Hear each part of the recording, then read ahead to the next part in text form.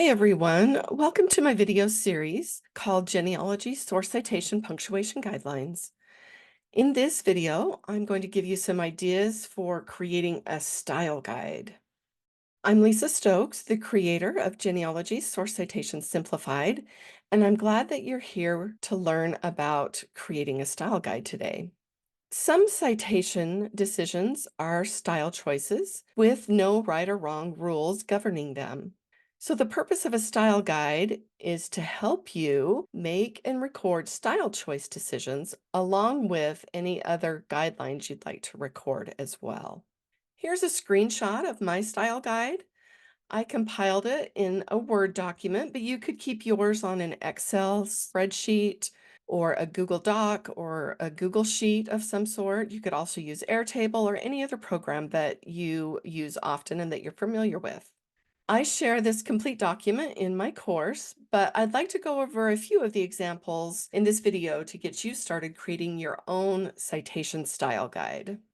So when I encounter dates when I am creating a citation, in my style guide, I've decided to use the traditional genealogical dates, which is the day, then the three-letter month, and the year.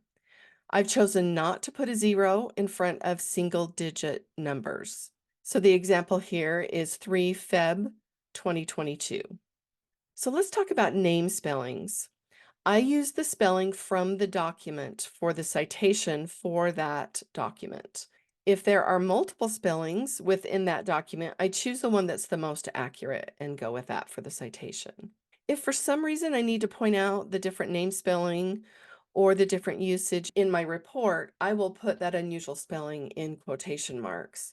But the citation itself does not need quotation marks. So I use an ampersand or the and symbol when a couple appears together. This connects their names. It shows that they're a couple, and it's just a style choice that I've decided to use. The next example is website names.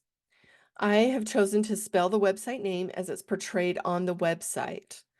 So for example, Ancestry.com, they dropped the .com in recent years, and you just see Ancestry on their logo. Same with Family Search, they dropped the .org. Fold 3 does not capitalize the beginning F.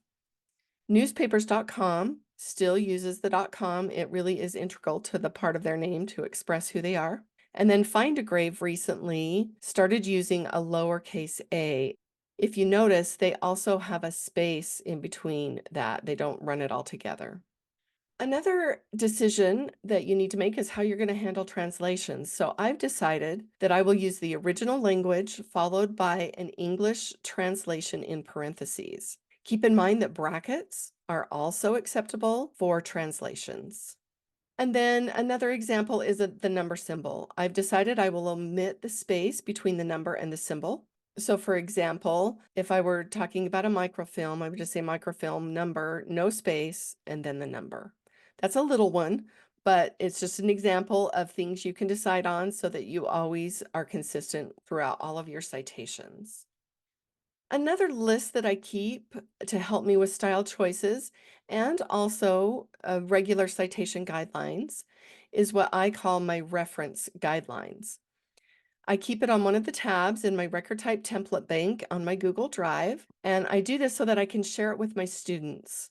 In this document, I collect reference guidelines when I look things up in Evidence Explained or Mastering Genealogical Documentation or Chicago Manual of Style.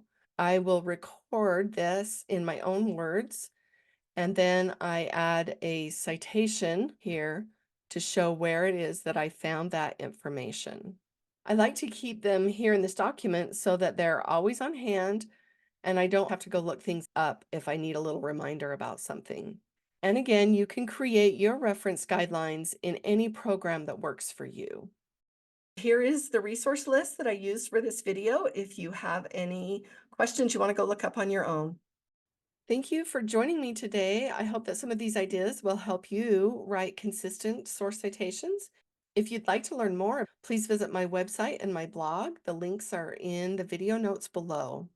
And don't forget to subscribe and watch the other citation videos at my YouTube channel. See you again soon.